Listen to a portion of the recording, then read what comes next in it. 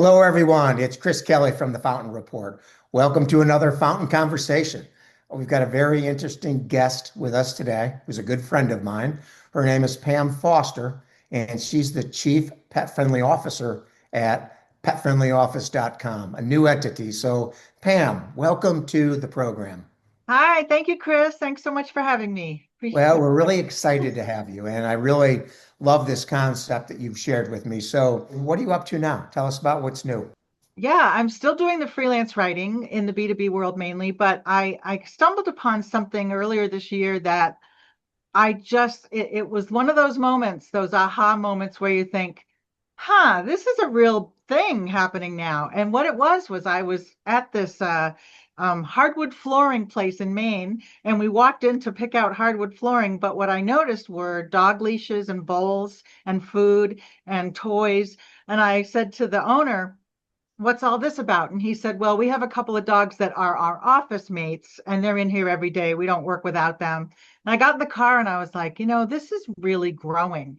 Not just pets in the office, but pet related benefits for employees. And I started doing research like, who's the authority on that? And what are the standards? And I started going crazy with research. And I realized there are lots of great articles and resources out there, like in HABRI and HR organizations, but I didn't really see a hub or a consulting firm that would offer guidance to HR professionals in all different niches if they're interested in adopting pet friendly benefits, because that's kind of in demand now as a growing thing, especially with younger workers, especially with people who got used to being at home and now are being asked to come back to work, but they have pets now. So I decided to become a chief pet friendly officer. I think I coined that. I haven't seen it anywhere else. And create petfriendlyoffice.com. And my main thing is I'm taking what's out there, compiling it and curating it as I've done in my copywriting world, and creating a kit that helps HR people understand all the nuances of thinking about pet related benefits, whether they're in the office or pet insurance, pet bereavement leave, all of those different things. And I started interviewing companies that are offering those benefits. And that's my thing. I'm going to tell everybody how others are doing it so that they can be inspired and it clicks ideas for them like, oh, we could offer that too. Tell me a little bit about your day to day as the chief pet friendly officer. I'm sure there's a variety of things that Yeah. you do that are bringing this business to life. What's a day look like? Well, I am constantly tracking what is going on out there, first of all. And so I have a Google alert every day. I get a couple of emails that tell me what's going on with pet related benefits, pets in the office, those types of things. And I'm just seeing every day articles about this in all different industries, and especially with HR and business trends. So I've been doing that. And then I will reach out to different people in my network over all these years and say, hey, if you have pet related benefits in your office, can I interview you and have you tell me about them?